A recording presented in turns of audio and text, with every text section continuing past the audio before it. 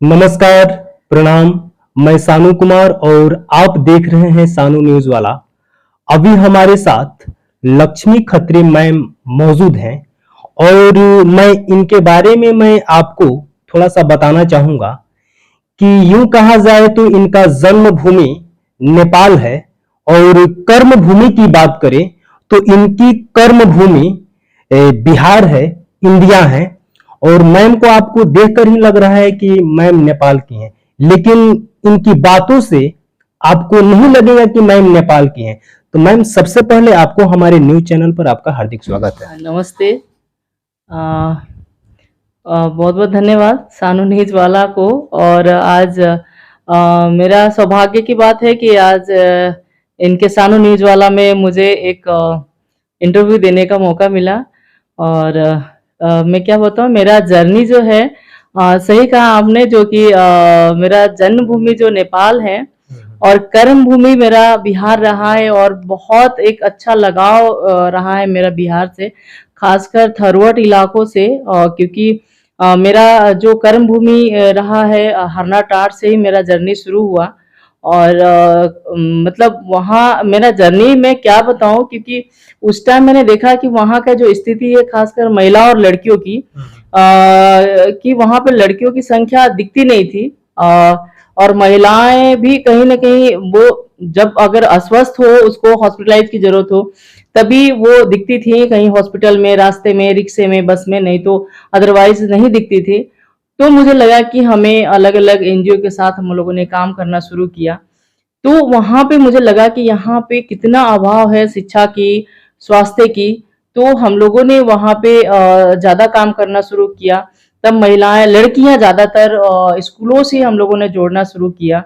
और बहुत आसान नहीं रहा जर्नी मेरे लिए भी यहाँ तक पहुंचना, क्योंकि बहुत सारे समस्याएं भी आई, उससे जूझना भी पड़ा और सामना करते हुए आज आप लोग के सामने हूँ। और मैम के बारे में मैं आपको बताना चाहता हूं कि हमारा जो थरुहट क्षेत्र है, थरुहट बहुल इलाका है, ये मैम हमारे थरुहट क्षेत्र में तब से सरवाइव कर रही हैं जब तक कि सुविधाएं समझिए तो शून्य के बराबर थी। और सुविधाओं के बावजूद भी यहाँ पर लोग अपना जीवन यापन करते थे। और मैम ने जैसे बताया कि ये तब से जानती हैं कि लड़कियां मतलब बाहर निकलती ही नहीं थी, निकलती तभी थी उस कंडीशन में जब उनका कभी तबीयत वगैरह खराब हो जाता था या किसी ज्यादा इंपॉर्टेंस वर्क के लिए जाना पड़ता था, तभी घर से लड़कियां निकलती थी। तो मैम, हम आपसे जानना चाहेंगे कि आपसे मेरा सबसे इंपॉर्टेंट क्वेश्चन रहेगा कि हमारा जो थरुहट क्षेत्र है, आज आप देख रही होंगी इस वर्तमान सिचुएशन में, प्रेजेंट सिचुएशन में, कि लड़कियां हमारे थरुहट क्षेत्र से यूट्यूब पर किस तरह से सक्रिय हो चुकी हैं, किस तरह से एक्टिव हो चुकी हैं, अपने एक्टिंग के माध्यम से, डांसिंग के माध्यम से यूट्यूब पर पूरी तरह से समझिए तो छाई हुई हैं।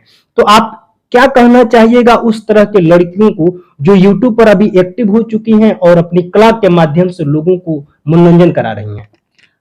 देखिए, ये तो बहुत अच्छा एक सवाल रहा है और मेरे लिए एक खुशी की बात है और एक अवसर की बात है कि ऐसे क्षेत्र से जो लड़कियां जहां पे कभी वो स्कूल बाहर निकलने के लिए सोचती थी, आज वो हर एक सेक्टर में, हर एक स्थान पे हमारे थरवट की जो बेटियां हैं, आपको एजुकेशन के मामले में हो, आपको प्रोफेशनल के मामले में हो।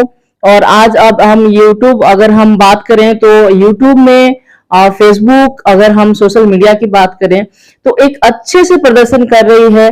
और मेरा एक मतलब रिक्वेस्ट है सभी यूट्यूबर से, जो सारी लड़कियां हैं, जो बाकी यूट्यूबर है, ब्लॉगर है, उनसे कि जो भी अपनी संस्कृति है उसको बढ़ाते हुए अपने ब्लॉगर में कंटेंट हो वो करें और वो अपने संस्कृति को बढ़ावा दे, ना कि बाकी लोगों का कॉपी करे। और इसमें भी स्कोप है, ये ना सोचे कि हमें ये, और जो बाकी उनके जो गार्जियन है वो भी सपोर्ट करें, क्योंकि जरूरी नहीं कि सब बच्चे पढ़ के आगे बढ़े। और ये भी स्कोप है, आजकल सोशल मीडिया में बहुत अच्छे स्कोप भी है। तो बहुत अच्छा कर रहे हैं, मुझे काफी गर्व भी होता है ऐसे लड़कियों में जो कि कभी खेत खलियान में ही सीमित रहती थी, आज कैमरे के सामने, यूट्यूब में, सोशल मीडिया में काफी अच्छा अपना जगह बना ली है और अपना प्रस्तुति बहुत अच्छे तरीके से कर रही है। सो बहुत अच्छा लगता है और काफी गर्व भी होता है ऐसे लड़कियों को, और अपने संस्कृति को बढ़ाया। मेरा यही एक अनुरोध है कि संस्कृति को बढ़ाते हुए अपने सोशल मीडिया में अपना प्रस्तुति अच्छे से दे। और हमारा जो थरवट क्षेत्र है, एक समय हुआ करता था कि सबसे पिछड़ा क्षेत्र माना जाता था, सबसे यूं कहिए तो सबसे पिछड़े, मतलब जो भी कहिए सबसे माना जाता था। लेकिन वर्तमान सिचुएशन में जिस तरह से हमारा बढ़ता हुआ, हमारा विकसित होता हुआ हमारा भारत देश है, उसी प्रकार से हमारा एक बदलता हुआ थारू समाज है। तो मैम काफी अच्छा काम कर रही हैं और पहले से ही करते ही आ रही हैं, और शायद से मैम कई एनजीओ के थ्रू लड़कियों को जागरूक करती हैं और अभी भी करती रही हैं। और शायद आप लोगों ने सुना होगा कि कस्तूरबा गांधी में कई लड़कियां वहां पर आई, कितनों की जिंदगी संवर गई उसी के माध्यम से। तो मैम इसके बारे में थोड़ा संक्षिप्त में बताइए ना। मुझे काफी सौभाग्य की बात थी। मुझे मेरा शुरुआत ही उसी दौर में हुआ कि कस्तूरबा गांधी विद्यालय के तौर में 50 लड़कियों का जो चुनाव करके मुझे ऐसे परिवार से लेना था जो कि काफी वंचित हो, गरीब हो, और वो अनुसूचित जाति जनजाति के बच्चियों को। तो उसी तरह से हम लोग चयनित करके बच्चियों को हम लोग वो रेसिडेंशियल स्कूल था क्योंकि सारे सुविधाओं देना था। तो मुझे खुशी होती है कि ऐसे बच्चियां जो पढ़ के आज अलग अलग स्थान पे, अलग अलग सेक्टर में आज जॉब कर रही है, और ये मेरे लिए भी सौभाग्य की बात है और उन लोगों का अवसर की बात है। और उस अवसर के तहत उन लोगों ने जो आगे अपना काफी आगे पढ़ाई करके जो अपना अवसर को लेके बहुत अच्छा की है, और मेरे लिए भी बहुत गर्व की बात है, सौभाग्य की बात है, और ये उनके लिए अवसर की बात है। तो मैम हम आपसे जाते जाते आपसे एक क्वेश्चन जानना चाहते हैं और आपको उसका आंसर हाँ या ना में देना है। आपको सबसे अच्छा नेपाल लगता है कि आपको इंडिया लगता है? देखिए, सबको ये तो कोई यस नो नहीं।